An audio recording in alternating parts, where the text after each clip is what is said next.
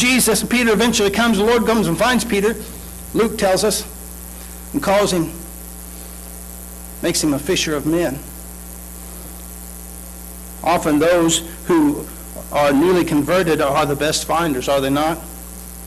Do you remember when you were a finder, when you first came to know the Lord?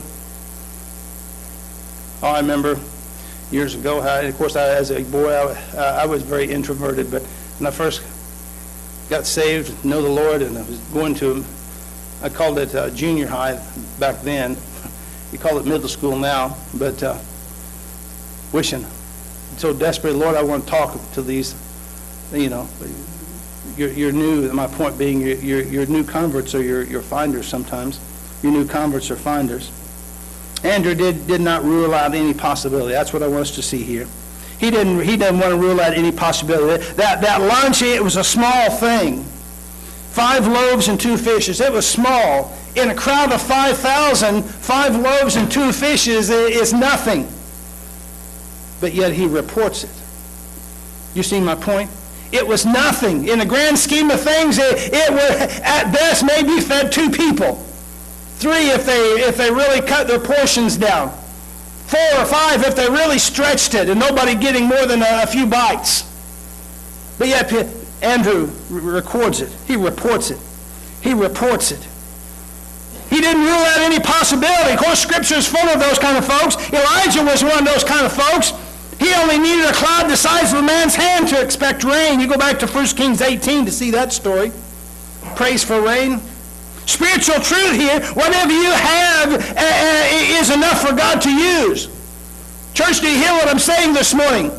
What you have is enough that God can take and use it. Doesn't matter how small it is. Doesn't matter how big it is. Doesn't matter. In fact, I'd almost go as far as to say that the least you have is better for God to use.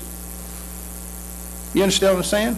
You think, you know what? I don't have anything. What little you have. That's what Peter said. Peter and John go to about Acts chapter 3. They're getting into the temple. You have that old boy there that he was crippled. Peter says, silver and gold have I none.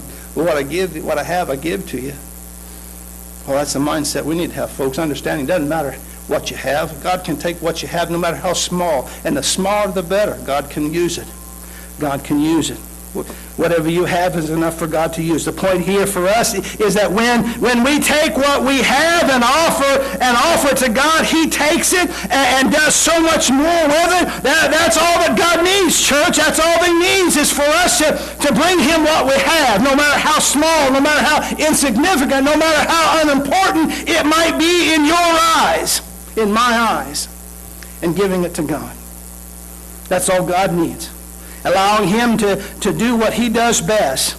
And that is supplying our needs. That's supplying our needs. Church, you want to know how many times have folks said, you know what, or maybe thought within themselves, what does faith really look like? You talk, Pastor, a lot about using faith. You talk about, how we need to grow our faith and how we need to use it. But in practical terms, what does that look like? Well, church, understand this morning. You want to know what it looks like to use your faith? Understand, this is a picture of it. Andrew coming to Jesus, telling him, Lord, here's 5 small loaves, 2 small fish. It's not much. What can we do with it? I like that. Understand that. Andrew's expecting, I believe this, Andrew's expecting the Lord to do something.